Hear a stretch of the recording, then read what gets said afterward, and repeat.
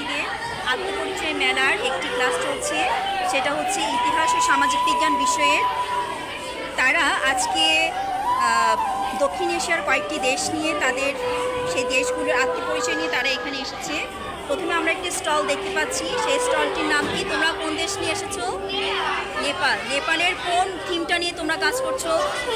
সংস্কৃতি। একটু বলবে নেপালের সংস্কৃতিটা কেমন?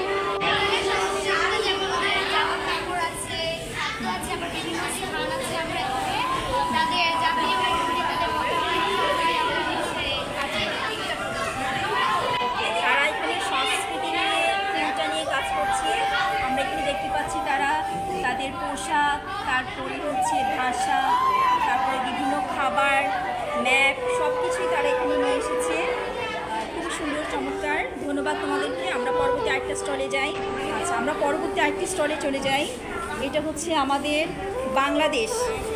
যে আমাদের শিক্ষক শিক্ষার্থী সবাই এখানে উৎসব উদ্দীপনার মধ্যে আছে। শিক্ষকরাও দেখছেন তাদের বিভিন্ন স্টলগুলো।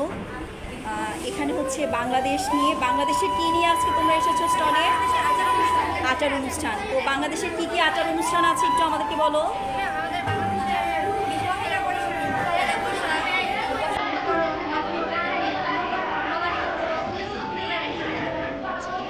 ম্যাপ দেখতে পাচ্ছি বাংলাদেশে আচার অনুষ্ঠান তারা নিয়ে এসেছে। পহেলা বৈশাখ, তারপর হচ্ছে বসন্ত বরণ, এগুলো সার্বজনীন উৎসব এবং ধর্ম উৎসব নিয়ে তারা নিয়েছে। আমরা দেখতে পাচ্ছি যে নৃগোষ্ঠীদের উৎসব নিয়েও তারা এসেছে।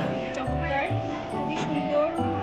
তারা অনেক পরিশ্রম করেছে তাদের স্টলগুলো সাজানোর জন্য। এবং আমরা দেখতে পাচ্ছি এখানে আলপনা তারা এঁকেছে, যেটা হচ্ছে আমাদের পয়লা বৈশাখের একটি উল্লেখযোগ্য একটি কাজ বা অংশ, এটা আলপনা থাকে। ধন্যবাদ তোমাদেরকে। আমরা আরেকটা স্টলে চলে যাচ্ছি। এটা কোন স্টল? আমরা একটু আগে তাদের ট্যাগটা দেখি। ট্যাগ হচ্ছে এটা ভুটান, তাই না? তোমরা ভুটানের কোন থিমটা নিয়ে আসছো আজকে? বাসস্থান নিয়ে আসছো। তো ভুটানের বাসস্থান কেমন আমাদেরকে যদি একটু বলো। কিসের তৈরি তাদের বাসস্থানগুলো? হ্যাঁ, আচ্ছা। আমরা দেখতে পাচ্ছি ওরা এখানে বিভিন্ন বাসস্থানে এখানে ছবি ওরা অ্যাড করেছে।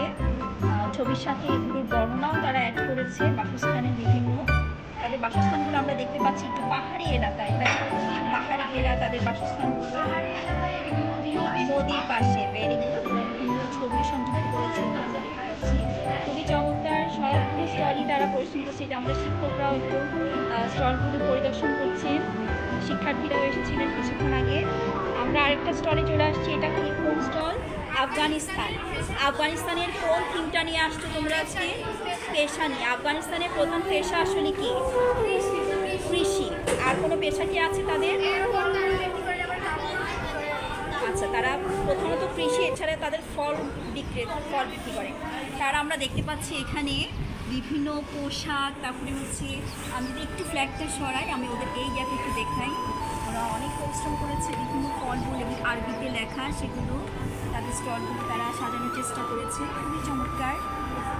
আফগানিস্তানের পেশা আমরা প্রথমে দেখতে পাচ্ছি। আফগানি পেশা এখানে তারা এখানে বিভিন্ন ছবির সাথে বর্ণনাগুলোও তারা অ্যাড করেছে। খুবই চমৎকার। কাপড় বিক্রি করে তারা। তারপরে হচ্ছে ইসলামিক রিপাবলিক অফ আফগানিস্তান, তারা বিভিন্ন ফলের ব্যবসার সাথে জড়িত। আমরা দেখতে পাচ্ছি বিভিন্ন মশলাও আছে এখানে, মশলার ছবি। খুবই চমৎকার। এই যে কৃষিকাজ করছে সেটারও বিভিন্ন ছবি তারা দিয়েছে। সবাই অনেক পরিশ্রম করেছে। সবাইকে অসংখ্য অসংখ্য ধন্যবাদ তাদের স্টলগুলো নিয়ে কাজ করার জন্য।